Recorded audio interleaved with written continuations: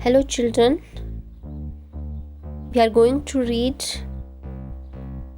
lesson 5th, Quality. It is written by John Galsworthy. It is a story of a German shoemaker whose name is Mr. Gessler, and he settled in London. He is a perfect artist. John Galsworthy is telling about him and Mr. Gessler. I knew him from the days of my extreme youth because he made my father's boots. He lived with his elder brother in his shop, which was in a small by street in a fashionable part of the London. The shop had a certain quiet distinction. There was no sign upon it other than the name of Gessler Brothers, and in the window a few pairs of boots. He made only what was ordered, and what he made never failed to fit. To make boots, such boots as he made, seemed to me then and still seems to me mysterious and wonderful. तो writer उसे जब जवान था तब से जानता है, क्योंकि गेस्लर जो है उसके फादर के बूट्स भी बनाता है। गेस्लर अपने ब्रदर के साथ शॉप में रहता था और उसकी शॉप जो है लंदन के फैशनेबल पार्ट में एक स्ट्रीट में थी। शॉप की खासियत थी कि उसमें गेस्लर ब्रदर के अलावा और कुछ नहीं लिखा होता था। विंडो में फ्यू पेयर्स ऑफ शूज़ ही होते थे, क्योंकि शूज़ जो है ऑर्डर पर बनते थे और उसके जो जूते हैं हमेशा ही फिट होते थे। और राइटर को उसके शूज़ मिस्टीरियस और वंडरफुल तब भी लगते थे और अब भी लगते हैं। I remember well my shy remarks one day while stretching out to him my youthful foot, "Isn't it awfully hard to do, Mr. Gessler?" And his answer, given with a sudden smile from out of the redness of his beard, "It is an art." एक बार writer जो उससे remarks करता है कि आपको जूते बनाना मुश्किल नहीं लगता है, तो मिस्टर गेस्लर कहते हैं ये तो एक आर्ट है। It was not possible to go to him very often. His boots lasted terribly, having something beyond the temporary, some essence of boots stitched into them. Mister Gessler के पास writer बार बार नहीं जाता था, क्योंकि उसके जूते बहुत अच्छे से चलते थे। ऐसे लगता था उसने जो है इसमें कोई फॉर्मूला जो है स्टिच कर लिया है। But went in not as into most shops, but restfully as one enters a church, and sitting on the single wooden chair waited a guttural sound and the tip-tap of his slippers beating the narrow wooden stairs, and he would stand before one without coat, a little bench in leather apron with sleeves turned black, blinking as if awakened from some dream of boots. कोई भी उसकी shop में बड़ी रेस्टफुली जाता था, जैसे कि कोई चर्च में जा रहा हो, और एक सिंगल वुडन चेयर होती थी, उस पर बैठकर वो इंतज़ार करते थे, और उसके स्लीपर्स के टिप टैप की गुटरल साउंड जो है आती थी जब वो नैरो वुडन स्टेयर से नीचे उतरता था, और वो किसी के सामने खड़ा हो जाता था और उसने कोट नहीं पहना होता था, स्लाइडली वो बेंट होता था, लेदर एप्रन गेस्लर ने पहना होता था, उसकी स्लीव्स जो मुड़ी हुई होती थी और उसकी आइज़ जो ब्लिंक कर रही होती थी, जैसे कि बूट के सपने से वो जागृत हो गया हो।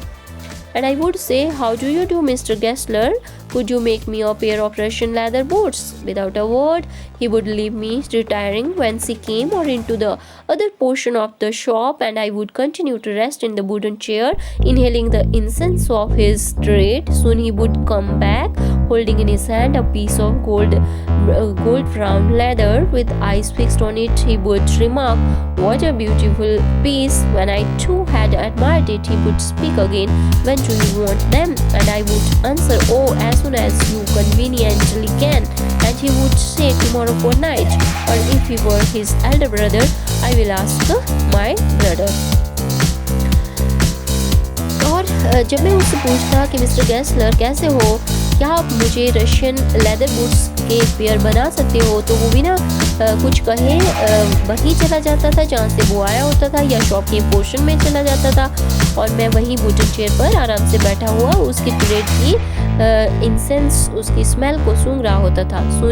जब वो शिगरी आ जाता था, उसके हाथ में एक गोल्ड ब्राउन लेदर होता था, उसकी आइज जो है फिक्स होती थी उसी लेदर पीस के ऊपर, और वो बोलता था, "देखो कितना सुंदर पीस है लेदर का." और जब मैं उसे एडमायर करता तो वो मुझे कहता था कि आपको जूते कब चाहिए।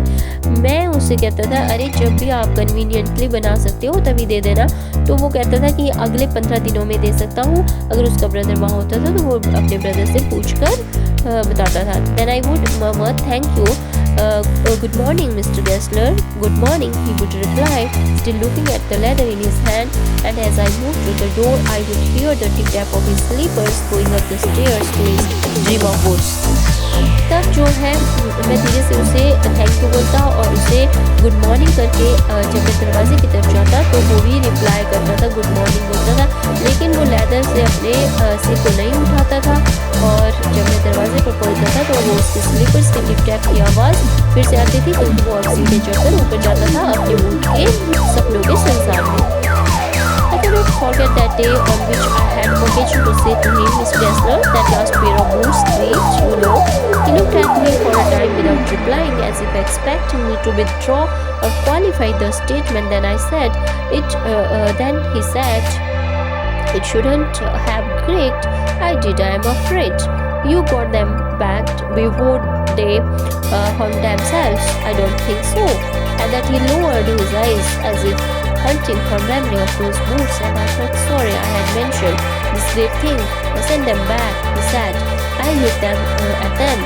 Some boots, he continued slowly, are back from birth. If I can do nothing with them, and I check them off your will. तो एक बार मुझे अक्सर मिल गया मिस्टर गेस्लर को ये बोलेगा कि जो लास्ट पेयर उन्होंने दिया है उससे आवाज़ आ रही है। वो मुझे काफ़ी देर तक देखता रह गया और उसने कुछ रिप्लाई नहीं किया। फिर जो है उसे लग रहा था कि मैं अपनी स्टेटमेंट को वापस ले लूँ या अपनी स्टेटमेंट को क्यों करूँ। फिर जो मिस्टर गेस्लर बोल रहे थे उनसे आवाज़ तो नहीं आनी चाहिए, और राइटर कहते हैं नहीं उनसे आ रही है आवाज़। तो मिस्टर गेस्लर कहते हैं कि क्या आपने मुझे पहले बैठ किया था पहले से पहले। तो राइटर कहते नहीं। फिर उसकी नज़रें जो नीचे हो जाती हैं और फिर कोई याद करने लगी उन जूतों के बारे में, और राइटर को सॉरी फील होता है कि उन्होंने इस तरह से इतनी गंभीर बात कही। फिर गेस्लर कहते हैं कि जूतों को वापस कर देना, मैं उन्हें देखूंगा।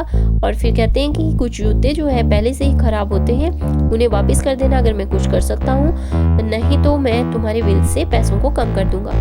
Once only, I went absent-mindedly into his shop in a pair of boots bought in an emergency at some large firm. He took my order without showing me any leather, and I could feel his eye penetrating the inferior covering of my foot. At last he said, "Those are not my boots." तो एक बार मैं absent-mindedly उन pair of shoes को लेकर उसकी दुकान में चला गया, और मैंने ये शूज़ जो है इमरजेंसी में किसी बिग फर्म से खरीदे हुए थे, और उसने मेरे जूतों का ऑर्डर बिना लेदर दिखाए ही ले लिया, और वो मेरे इंफीरियर क्वालिटी के बूट्स को देख रहा था, और उसने कहा ये तो मेरे जूते नहीं हैं। और उसके टोन में ना ही तो एंगर था, ना ही तो दुख था, ना ही कोई कंटेम्प्ट हेट थी, but there was in it something quite. लेकिन कुछ ऐसी खामोशी थी जिसकी वजह से राइटर का खून जो है ठंडा हो जाता है, और उसने अपने हाथों के फिंगर से उस जगह पर मेरे पाँव को छुआ जहाँ पे जूते कंफर्टेबल नहीं थे। It hurts you there, he said. Those big firms have no self-respect, and then, as if something had given way within him, he spoke long and bitterly. It was the only time I ever heard him discuss the conditions and hardship of his trade. क्या आपको जूते यहाँ पे जो है दुख दे रहे हैं, हर्ट्स कर रहे हैं? ये जो बिग फर्म्स होती हैं इनमें कोई आत्म सम्मान नहीं होता है। फिर उसके अंदर जैसे कुछ टूट गया हो, और वो बिटरली बहुत ही कड़वाहट के साथ काफ़ी देर तक बोलता रह गया। और ये पहले टाइम था जब उसने अपने व्यवसाय की परेशानियों और मुश्किलों के बारे में डिस्कस किया था। They get it all, he said. They get it by advertisement or by work. They take it away from us who love our roots. It comes to this. Presently, I have to work. Every year it gets less, you will see. And looking at his blank face, I saw things I had never noticed before. Bitter things and bitter struggle, and what a lot of grey hair there seemed suddenly in his red beard. तो mister Gessler कहते हैं कि ये जो big firms हैं उन्होंने हमसे हमारे जूतों का जो प्यार है वो छीन लिया है, और ये उन्होंने हार्ड वर्क करके नहीं बल्कि एडवर्टाइजमेंट करके किया हुआ है। एवरी ईयर जो उनका काम कम हो रहा है, और कहता है अगले साल तक ये और भी कम हो जाएगा। उसके चेहरे पर बहुत सारी लाइन्स पड़ी हुई थी, और मैंने नोटिस किया कि उसके जो रेड बियर्ड थी उसमें बहुत सारे ग्रे हेयर आ गए थे। As best I could, I explained the circumstances of those over the boots, but his face and voice were so deep an impression that during the next few minutes I ordered many beers. They lasted longer than ever, and I was not able to go clean for nearly 2 years. फिर जो है मैंने अपने अपशगुनी boots के बारे में अच्छे से बता दिया, लेकिन उसके फेस और उसकी आवाज़ का इम्प्रेशन मेरे ऊपर ऐसा हुआ कि मैंने कुछ अगले मिनट्स में बहुत सारे जूतों का ऑर्डर दे दिया और ये जूते जो काफ़ी अच्छे चले और अगले 2 सालों तक मैं उसकी शॉप में नहीं गया। It was many months before my next visit to his shop. This time it appeared to be his elder brother handling a piece of leather. Well, Mr. Gessler, I said, how are you? He came close and peered at me. I'm very well, he said slowly, but my elder brother is dead. And I saw that it was indeed himself, but how aged and worn, and never before had I heard him mention his brother. Much shocked, I murmured, oh, I'm sorry. Next time जब मैं उसकी shop में गया तो मैंने सोचा उसका brother है, उसने जो है लेदर का एक पीस पकड़ा हुआ था। जब मैंने कहा कि मिस्टर गैसलर कैसे हो आप, उसने कहा मैं बहुत अच्छा हूँ लेकिन मेरा ब्रदर मर चुका है। वास्तव में वो मिस्टर गैसलर ही थे, काफ़ी बूढ़े हो चुके थे, काफ़ी पेल दिखाई दे रहे थे। पहली बार मैंने उसे अपने भाई के बारे में बताते हुए सुना और मैंने कहा कि मुझे खेद है। Yes, he answered. He was a good man. He made a good board, but he is dead. And he touched the top of his hat, where the hair had suddenly grown as thin as it had been on that of his poor brother, to indicate, I suppose, the cause of his death. तो वो कहता है कि मेरा brother जो बहुत अच्छा आदमी था, बहुत अच्छे बूट बनाता था, लेकिन वो अब मर चुका है। तो अपने हाथ से अपने हाथ को अपने सिर में ले जाता है, अपने बालों की तरफ इशारा करता हुआ है कि शायद उसके भाई के मरने का भी कारण यही है। उनके बाल पतले हो गए हैं क्योंकि लगता है कि बहुत टेंशन हो गई है, उनका काम चला गया जिसकी वजह से उनके बाल कम हो गए हैं। और मिस्टर गैसलर के बाल भी बहुत पतले हो गए जैसे उसके ब्रदर के थे। Do you want any boots? And he held up the leather in his hand. It's a beautiful piece. तो राइटर से पूछता है कि आपको जूते चाहिए। उसके हाथ में एक बहुत ही सुंदर चमड़े का जो है पीस था। I order several pairs. It was very long before they came, but they were better than ever. One simply could not wear them out, and soon after that I went abroad. It was over a year before I was again in London, and the first shop I went to was my old friend's. I had left when on 6th day I came back to one of 75 pinched and worn, who genuinely this time did not at first know me. और मैंने कई pair shoes के order दे दिए और it was very long before they came. उनको आने में काफ़ी समय लगा लेकिन बहुत अच्छे बने और कोई भी उन्हें जल्दी नहीं छोड़ सकता था। उसके बाद मैं अब्रॉड चला गया और फिर मैं 1 साल बाद लंदन में आया। उसकी शॉप में पहली शॉप थी जब मैं गया, और जब मैं गया था तो वो 60 ईयर्स का था और जब मैं वापस आया तो वो लगभग 75 ईयर का लग रहा था, बहुत ही पतला और बहुत ही कमज़ोर लग रहा था। उसने मुझे पहली बार नहीं पहचाना। Do you want any boots? He said. I can make them quickly. It is a slack time. I answered, please, please, I want boots. All around every kind. I had given those boots up when one evening they came one by one and tried them on in shape and fit, in finish and quality of leather. They were the best he ever made. I pulled out wrote a check and posted it at once with my own hand.